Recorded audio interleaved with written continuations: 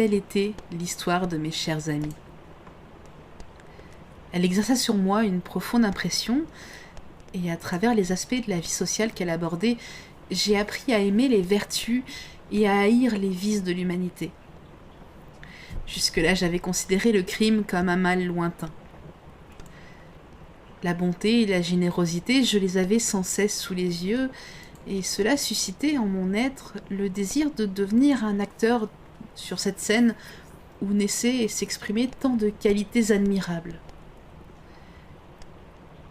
Mais au moment où je vous parle, les progrès que je fis sur le plan intellectuel, je ne dois pas omettre un événement qui se produisit au début du mois d'août de la même année. Une nuit, alors que je me rendais comme d'habitude dans le bois tout proche pour dénicher ma nourriture et rapporter du combustible à mes protecteurs, je trouvai sur le sol une valise de cuir qui contenait quelques vêtements et des livres. Je m'en emparai aussitôt et gagnai ma cabane. Par bonheur, les livres étaient écrits dans la langue dont j'avais appris les éléments dans le chalet. Il s'agissait du Paradis perdu, d'un tome des vies de Plutarque et des souffrances de Werther. La possession de ces trésors me procura une joie énorme. Sans discontinuer, pour le plus grand bien de mon esprit, j'entrepris la lecture de ces histoires alors que mes amis, eux, vaquaient à leurs occupations quotidiennes. Il m'est difficile de vous décrire ce que je ressentis alors. Ces livres faisaient naître en moi une infinité d'images et de sensations qui, parfois, me menaient jusqu'à l'extase, mais qui le plus souvent me jetaient dans la dépression la plus noire. Dans les souffrances de Werther, en plus de l'intérêt de cette histoire simple et émouvante, tant d'opinions sont débattues et une telle lumière est jetée sur des sujets qui jusque-là m'avaient toujours paru obscurs, que j'y trouvais une source inépuisable de spéculation et d'étonnement. Les gestes naturels et domestiques qui y sont décrits, les états d'âme amoureux s'harmonisaient parfaitement avec ce que je ressentais moi-même vis-à-vis de mes protecteurs et avec tous les désirs que je nourrissais. Toutefois, je tenais Werther pour l'être le plus divin que j'avais jamais contemplé ou imaginé. Loin de toute prétention, il était une créature profondément simple. Les discussions sur la mort et le suicide me remplissaient d'étonnement, mais moi je ne prétendais pas trancher la question. Seulement, j'inclinais vers les opinions du héros dont je pleurais la mort sans la comprendre avec exactitude. Tout en lisant d'ailleurs, je faisais de fréquents parallélismes avec mes propres sentiments et ma propre condition. Je me trouvais semblable et en même temps étranger aux personnages de mes lectures et à ceux dont j'écoutais les conversations. Je sympathisais avec eux et je les comprenais en partie, mais je n'avais pas l'esprit clair. Je ne dépendais de personne, je n'étais lié à personne. La route de mon départ était libre. Personne ne pleurerait ma disparition. J'étais hideux, doté d'une taille gigantesque. Quelle en était la raison ? Qui étais-je ? Qu'étais-je ? D'où est-ce que j'étais issu ? Quelle était ma destinée ? Ces questions me tiraillaient sans cesse, mais j'étais incapable de les résoudre.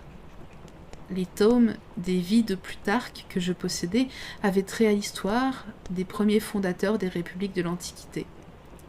Ce livre n'eut pas sur moi le même effet que les souffrances de Werther. Avec Werther, j'avais appris à connaître l'abattement et la mélancolie. Plutarque, lui, m'inspira des pensées élevées. Il m'éleva au-dessus de la sphère misérable de mes réflexions égoïstes pour me faire aimer et admirer les héros des époques anciennes. Beaucoup de choses parmi les lectures dépassaient mon entendement et mon expérience. Je n'avais qu'une très vague notion des royaumes, des immenses étendues de pays, des grands fleuves, des océans immenses. Les villes, les énormes rassemblements humains, je les ignorais totalement. Le chalet de mes protecteurs avait été la seule chose où j'avais étudié. Le chalet de mes protecteurs avait été la seule école où j'avais étudié la nature humaine. Et pourtant, ce livre me faisait entrevoir de nouveau de vastes champs d'action. Je lus que des hommes s'occupaient des affaires publiques, qu'ils gouvernaient et qu'ils massacraient leurs semblables. Je sentais monter en moi une forte attirance pour la vertu et l'horreur du vice, si tant est que je comprenais la signification de ces termes, car à mes yeux tout était relatif et je ne les appliquais qu'au plaisir et qu'à la souffrance. Poussée par ces sentiments, j'étais bien sûr amenée à admirer les législateurs les plus pacifiques, Numa, Solon, Lycurgue, plutôt que Romulus ou Thésée. L'existence patriarcale de mes protecteurs ne fit que consolider ces impressions dans mon esprit. Peut-être que si ma première révélation du genre humain avait été provoquée par un jeune soldat avide de gloire et de bataille, j'aurais été animée par des sensations fort différentes. Il reste que Le Paradis perdu me marqua d'une toute autre manière. Je le lus comme j'avais lu les autres livres qui m'étaient tombés entre les mains, comme s'il s'agissait d'une histoire vraie. Il m'inspira tout l'étonnement et toute la stupeur que peut inspirer un dieu omnipotent parti en guerre contre ses créatures. Et il m'arriva souvent de comparer certaines de ces situations décrites avec celles que je vivais. Comme Adam, je n'étais à première vue liée à personne dans l'existence. Mais sur bien d'autres points, son cas était différent du mien. C'était une créature parfaite, heureuse et prospère, qui avait été pétrie par les mains de Dieu et qui avait été protégée par son Créateur. Il lui était permis de converser avec des êtres qui lui étaient supérieurs et de s'instruire, alors que moi j'étais misérable, démunie et seule. À plus d'une reprise, je considérais Satan comme l'entité qui personnifiait ma condition, car souvent comme lui, quand je voyais que mes protecteurs étaient heureux, je sentais la douloureuse morsure de l'envie. Un autre événement vint renforcer et confirmer ces impressions. Peu de temps après mon installation dans la cabane, je découvris quelques papiers dans la poche d'un vêtement que j'avais pris dans votre laboratoire. Tout d'abord, je les négligeais, mais maintenant que j'étais en mesure de déchiffrer les caractères de leur écriture, je me mis à les étudier avec attention. C'était ton journal des 4 mois qui avait précédé ma création. Tu y décrivais minutieusement chaque étape de l'évolution de ton travail, à côté de circonstances ayant trait à ta vie de tous les jours. Tu te souviens sans aucun doute de ces notes. Les voici. Tout ce qui concerne mes origines maudites y est consigné. Chaque détail de cette chaîne de faits horribles y est mis en relief. Et y est donnée aussi la description précise de mon odieuse et repoussante personne en des termes qui accusent ta propre horreur et qui rendent la mienne indélébile. J'étais dégoûtée en lisant cela. « Maudit soit le jour de ma naissance !» m'écriai-je. « Créateur maudit, pourquoi as-tu fabriqué si hideux que même toi tu te détournes avec dégoût ? Dieu, dans sa pitié, a fait l'homme beau et attirant d'après sa propre image. Mais ma forme n'est qu'une caricature de la tienne, et est rendue plus répugnante encore parce qu'elle lui ressemble. Satan lui avait des comparses des diables pour l'admirer et l'encourager, mais moi, je suis seule et haïe. Voilà à quoi je songeais dans ma solitude et mon désespoir. Pourtant, lorsque je pouvais contempler les qualités de mes voisins, leur amabilité, leur bienveillance, je me persuadais que, dès l'instant où ils s'apercevraient que je leur vouais de l'admiration, ils me prendraient en pitié et ne feraient pas attention à ma laideur. Pouvaient-ils fermer leurs portes à un être qui, fût-il monstrueux, réclamait leur compassion et leur amitié ? Je décidai tout à moins de ne pas désespérer, de me préparer d'une manière ou d'une autre à un entretien dont dépendrait mon sort. Je différai ma tentative à plusieurs mois, car l'importance que j'attachais à sa réussite m'inspirait aussi la crainte d'essuyer un échec. En outre, je constatais que mon savoir augmentait avec l'expérience de chaque jour, et je ne voulais pas amorcer ce contact avant que quelques autres mois n'eussent ajouté à ma sagacité. Dans l'intervalle, certains changements s'étaient produits au chalet. La présence de sa fille répandait le bonheur parmi ses occupants, et je remarquai qu'il y régnait une plus grande abondance. Félix et Agatha passaient davantage de temps à se distraire et à discuter, et dans leurs tâches, ils étaient aidés par des domestiques. Ils ne paraissaient pas riches, mais ils étaient contents et heureux. Leurs sentiments étaient sereins et paisibles alors que les miens devenaient chaque jour plus tumultueux. Tout en développant mon savoir, je voyais de plus en plus clairement quel misérable j'étais. Il est vrai que j'étais plein d'espoir.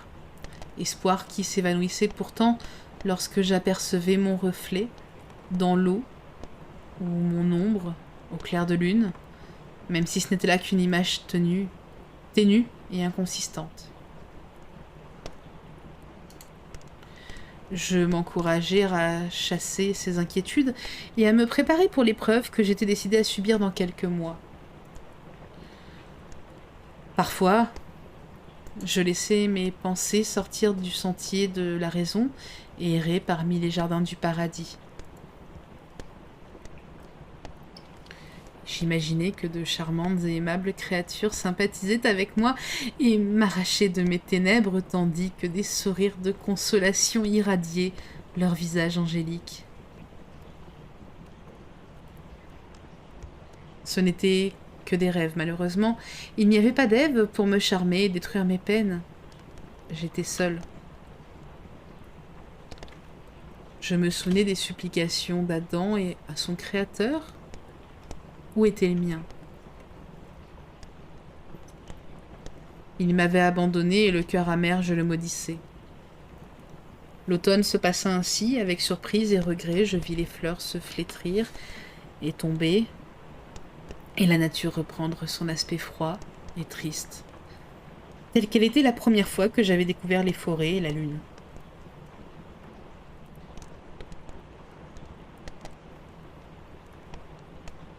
Pourtant, je ne souffrais pas des rigueurs du climat, étant donné que ma conformation me disposait mieux à supporter le froid que la chaleur.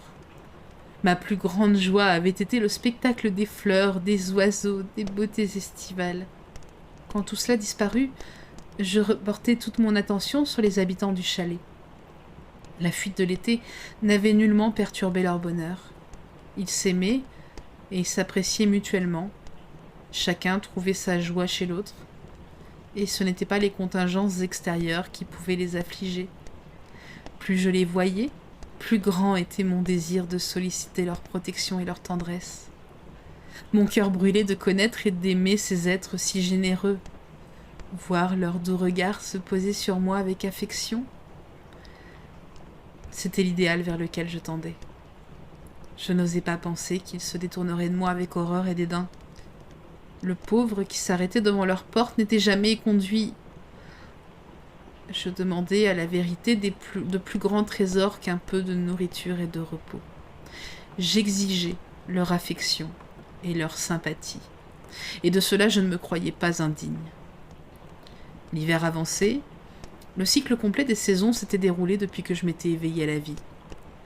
Durant cette période, je m'appliquais uniquement à préparer le plan qui me ferait pénétrer dans le chalet de mes protecteurs.